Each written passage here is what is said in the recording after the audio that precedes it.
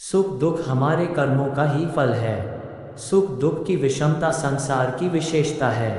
जिस ओर दृष्टि जाती है तो कोई सुखी और कोई दुखी दिखाई देता है।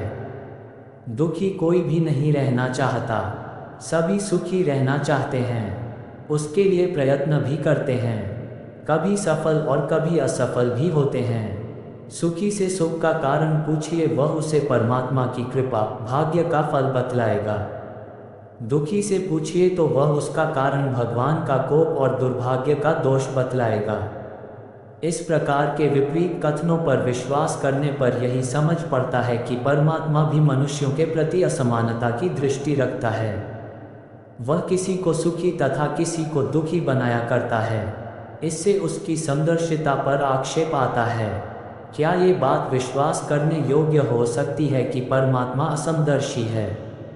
वह मनुष्यों से भेदभाव बरतता है। कोई भी बुद्धिमान व्यक्ति इस अनर्गल बात की हामी नहीं भर सकता। प्रभु समदर्शी है, वह सबका पिता है, उसे अपने सभी पुत्र समान रूप से प्यारे हैं। वह किसी के बीच भेदभाव नहीं बरतता, सबको समान दृष्टि से देखता है और सब पर समान कृपा रखता है। उसे असमानदर्शी कहना अथवा भेदभाव बरतने वाला मानना उसकी महिमा, उसकी गरिमा और उसके ऐश्वर्य के प्रति धृष्टता करना है, जो किसी को भी नहीं करना चाहिए।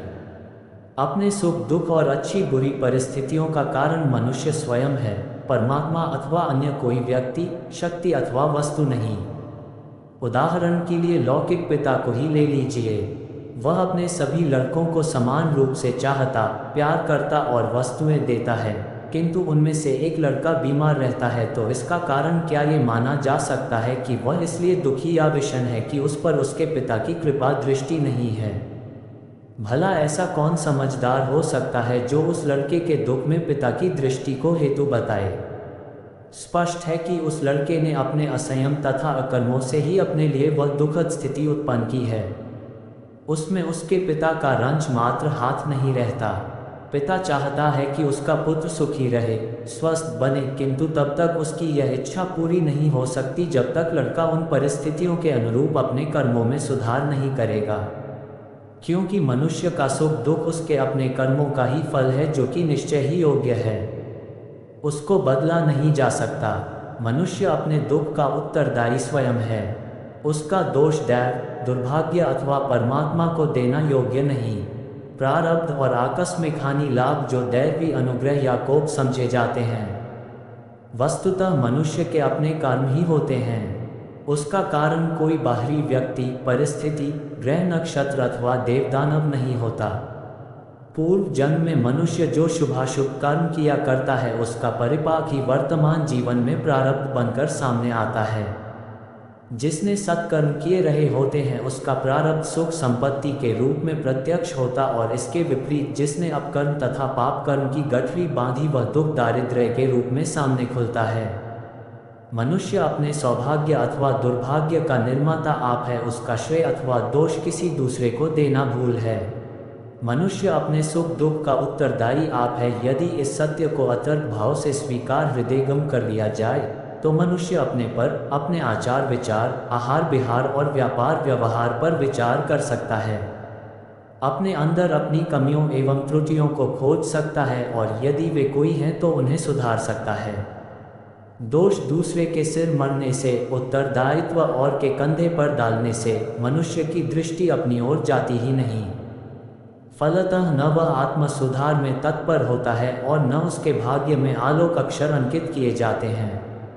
अस्तु, जिन बुद्धिमानों को मानव जीवन के लक्ष्य सुख शांति की यथार्थ जिज्ञासा है, वह अपना उत्तरदायित्व अपने ऊपर लें। दूसरे को दोष देना छोड़कर अपना सुधार करें और अपने श्रेय अथवा प्रेय के अधिकारी बनें। प्रत्येक व्यक्ति सुख समृद्धि की संपत्ति और वैभव ऐश्वर्य की कामना करता है, किंतु आश्चर्य की बात तो यह है कि वह ये समझना नहीं चाहता कि इन सारी विभूतियों का मात्र आधार पुण्य ही है। अतीत के शुभ कर्म ही कालांतर में ऐश्वर्य और वैभव बनकर सामने आते हैं। किसी समय जिन्होंने सत्कर्मों में रुचि रखी है, पुण्य परमार्थ पर श्रम किया है, वे उसका फल आज सुख सामग्री के रूप में पा रहे हैं। इसी प्रकार जो आज जिस प्रकार के बीजों को बो रहा है, वह आगे चल उनका फल पाएगा। यह विधान निश्चित है, इसमें हेरफेर अथवा परिवर्तन की गुंजाइश नहीं। निस्संदेह देखने में आता है कि लोग खुलेआम बेईमानी कर रहे हैं और धन धाम के अधिकारी बनते जा रहे हैं।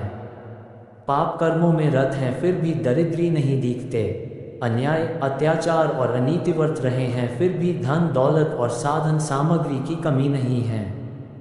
ऐसा देखकर यह भ्रम हो सकता है कि धन दौलत साधन सामग्री और सुख संपत्ति के विषय में पाप पुण्य की कोई सत्ता नहीं। प्रत्यक्ष के प्रमाण पाकर यह कहा जा सकता है ये सब झूठ है, केवल विचार करने और मन को समझने का ढंग है। इस भ्रम में पड़ने से पूर्व यदि इस पर ठीक से विचार किया जाए तो स्थिति स्पष्ट हो जाएगी। पाप कर्म अथवा अनुचित कार्य करते हुए भी जो सुखी और संपन्न दिखाई देते हैं, उसका यह अर्थ नहीं कि उनकी इस संपत्ति सामग्री का संबंध वर्तमान कर्मों से ही है। उनके पास आने वाली संपत्ति पूर्व कर्मों का प्रतिफल है और आज के कर्म आगे के उपक्रम हैं जो कालांतर में फलीभूत होने ही हैं। यदि ऐसा न होता तो वर्तमान में प्रत्येक व्यक्ति को प्रत्येक कर्म का एक समान ही फल मिलता, जबकि धन वैभव के लिए अपामार्ग अपनाने वाले अनेक अन्य लोग दीन घटावहीन और दरिद्री ही रह जाते हैं।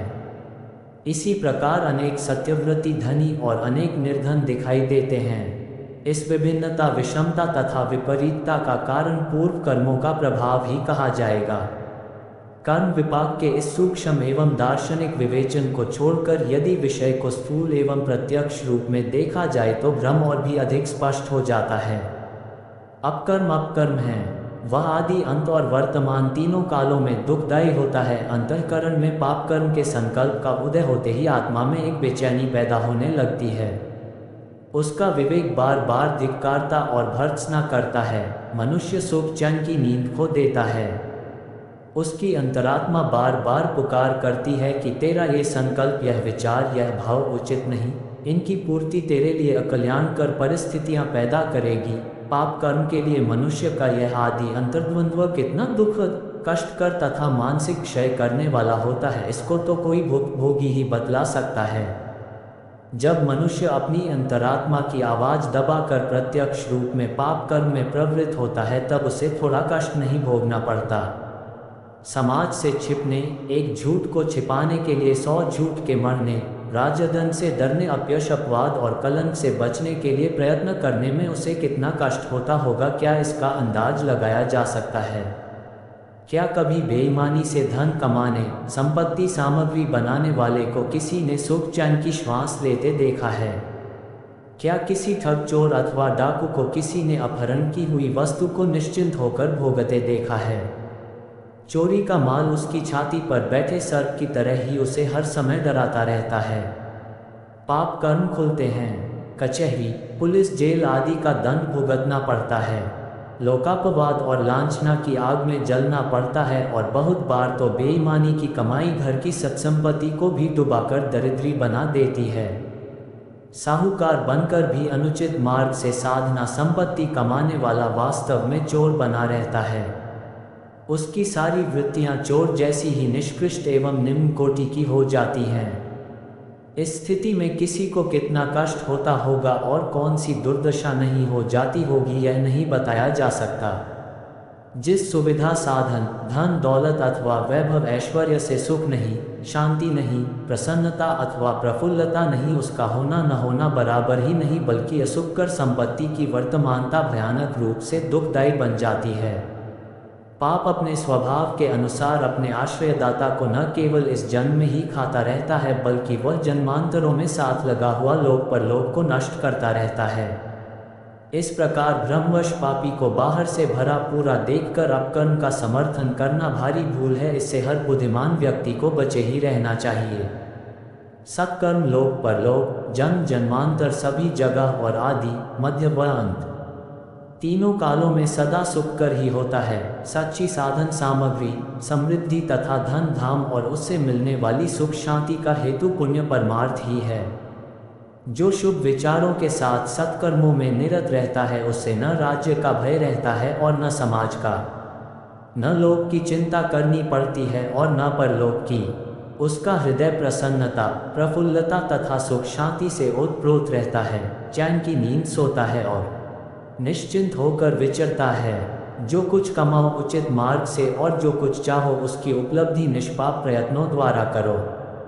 किसी स्थान अथवा काल में दुख का कोई कारण ही उत्पन्न न होगा, और यदि होगा भी तो उसकी आत्मा में भरा पुण्य परमार्थ का व्रत उसका प्रभाव न पड़ने देगा। पुण्य परमार्थी सत्यव्रती यदि एक बार धनहीन भी रहता है तब भी उसका संतोष, उसका धैर्य उसको उम्र भर तक प्रसन्न और आंतरिक संपन्नता से ओतप्रोत ही रखेगा। जिस धनहीनता का कोई आतंक नहीं वह रहे अथवा चली जाए इससे कोई अंतर नहीं पड़ता। पुण्य परमार्थ का निश्चित फल आत्मसुख व आत्मसंतोष है। स्थायी एवं यथार्थ सुख की आकांक्षा है तो कर्म परिपाक में विश्वास रखकर पुण्य परमार्थ का मार्ग अपनाना ही होगा, नहीं तो झूठे सुख और सच्चे दुख के बीच यूं ही जीवन गंवाना होगा।